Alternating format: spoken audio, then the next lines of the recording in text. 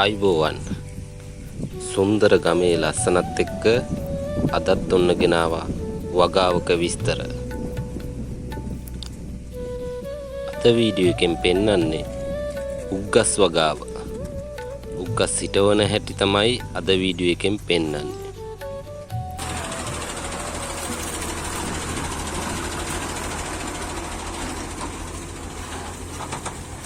ඉතින් තාම channel එක subscribe නොකරපු අය channel එකත් subscribe කළාම bell icon එකත් click කරලා වීඩියෝ එක බලන්න set වෙමු.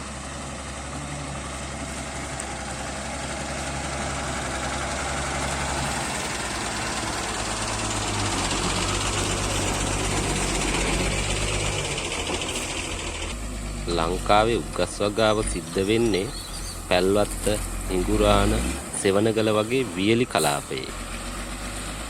මේ වගාව ජීවනෝපාය කරගත් විශාල පවුල් සංඛ්‍යාවක් ලංකාව තුල ජීවත් වෙනවා.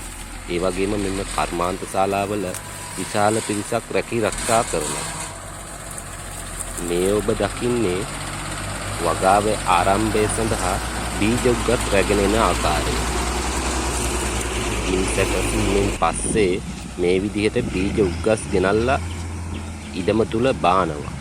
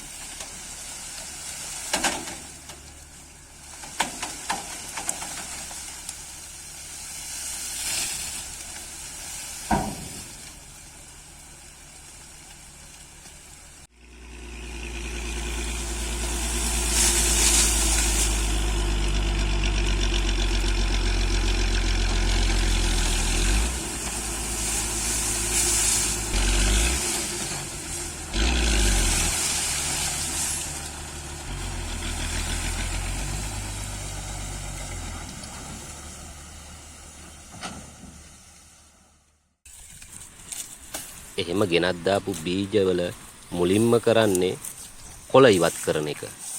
බලන්නකො ඒක කරන විදිහ.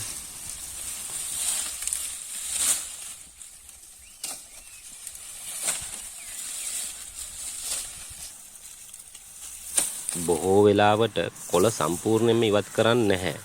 සාමාන්‍ය ප්‍රමාණයකට තමයි ඉවත් කරන්නේ.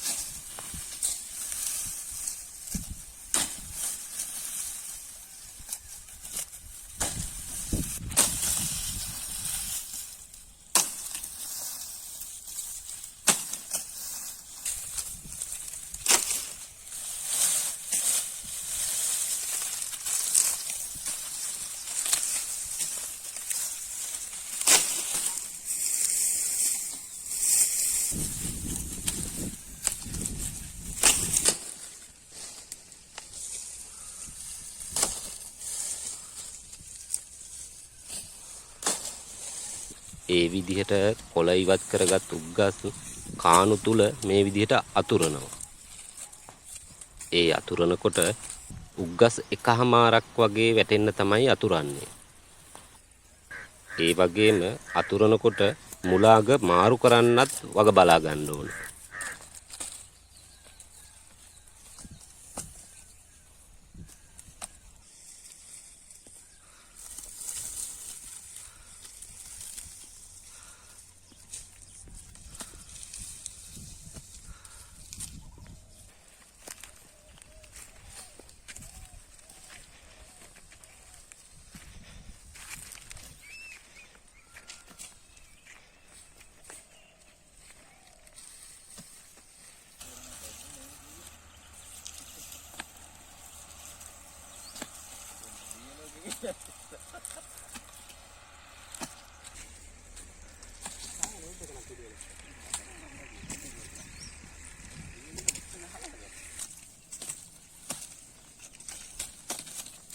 ඊට පස්සේ ඒ උග්ගස් අඟල් 6 කෑලි වලට මේ විදිහට කපාගෙන යනවා. ඒ සඳහා භාවිත කරනවා මෙන්න මේ උග්ගස් පිහිය. මේ උග්ගස් වගාවේ වැඩ කටයුතු වලටම ආපු ආයුධයක් තමයි මේ උග්ගස් පිහිය. මේ වගාව කරලා තියෙන්නේ පැල්වත්ත සීනි කර්මාන්ත ශාලාවට අයිති ඉඩමක. ඉතින් මේ වගාව කරන ගොවි මහත්තයාට පැල්වත්ත සීනි සමාගමෙන් පොළොව සැකසීම කරලා දෙනවා. පොළොව සැකසීමේදී කරන්නේ පොළව හාලා මේ ආකාරයට කාණු ගහන එක.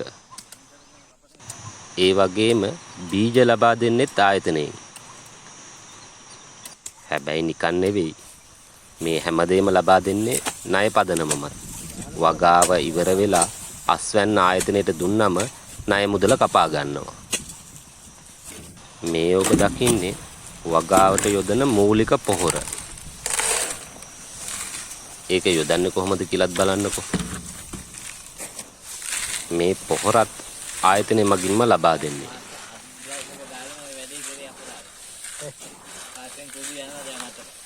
මේකට නෑ මේක ඉදලා හරිද කොහමද ඒක දාගෙන දාන්න එන්නේ සාන්ත මොකක්ද තාන කෑලි කැපූ උග්ගස් තියෙන කාණුවට මේ විදිහට පොහොර යොදාගෙන යනවා. ඊට පස්සේ උග්ගස් උදැල්ලකින් පස් දාලා වහනවා. වර්තමානයේ නම් මේ විදිහට වහන්න යන්ත්‍ර සූත්‍රات පාවිච්චි කරනවා. හැබැයි මේ වගාවේ නම් උදුළු වලින්ම තමයි වහන්නේ. බලන්නකෝ ඒක කරන විදිය.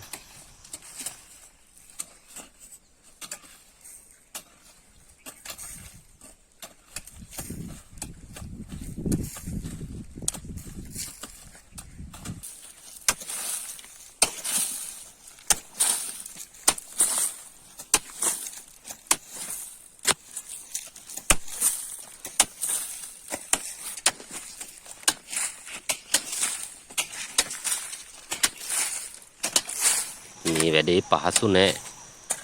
ගොවියෙක් සෑහෙන්න මහන්සි වෙන්න ඕනේ උග්ගස් වගා කරන්න. ලංකාවේ උග්ගස් වලින් ප්‍රධාන වශයෙන්ම කරන්නේ සීනි නිෂ්පාදනය කරන එක. ඊට අමතරව හකුරු, පැණි නිෂ්පාදනයත් කරනවා. ඊට අමතරව ඇල්කොහොල් නිෂ්පාදනයටත් යොදා ගන්නවා. ඉතින් සීනි පැණි රහ වුණාට මේ ගොවියා විඳින දුක නම් පැණි රහ නෑ. ඉතින් එහෙම හිටවපු උග්ගස් දවස් 7ක් 10ක් වගේ යද්දි පැලවෙනවා. මේ ඔබ දකින්නේ දවස් 14ක් විච්ච වගාව.